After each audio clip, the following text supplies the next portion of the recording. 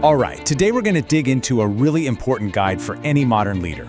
We're talking about how to build a genuinely inclusive culture. And not just the theory, we're getting into the practical steps you can actually take. Let's jump right in. So let's start with a big question, one that gets right to the heart of things.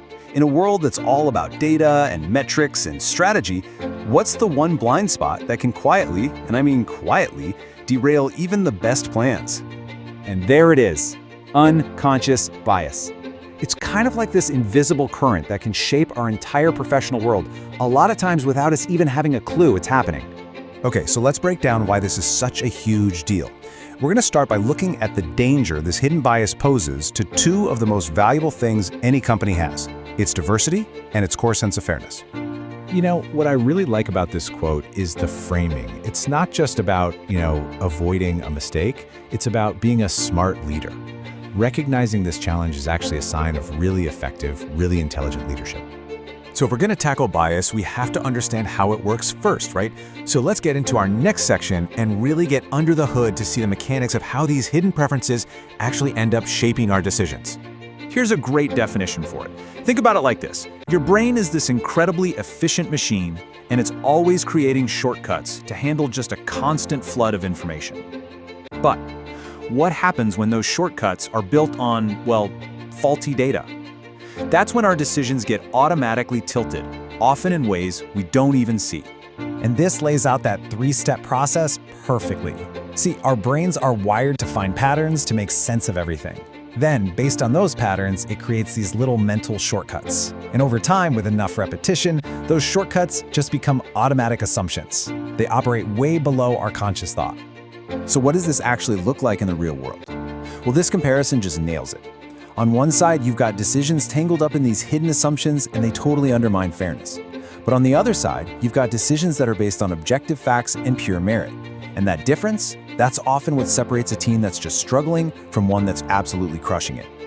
Okay, so we've defined the problem. We've seen how it works. Now for the really important part. What in the world do we do about it?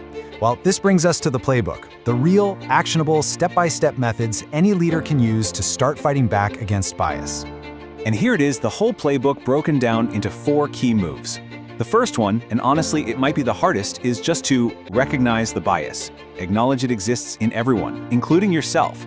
From there, you've got to take action. Actively challenge those gut reaction assumptions.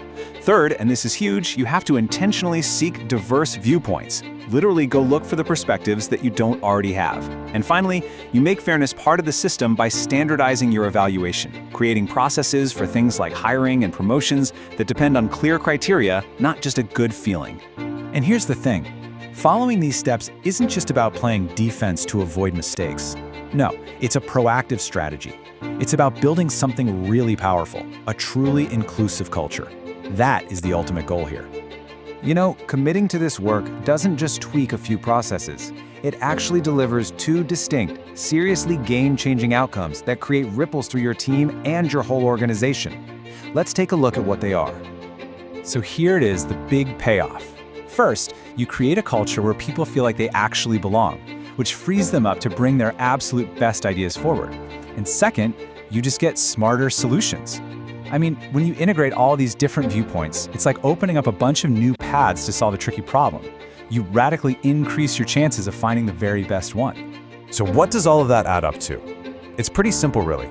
You get way better, more creative solutions to your toughest problems, and you build teams that aren't just stronger and more effective, but are fundamentally fairer for everyone.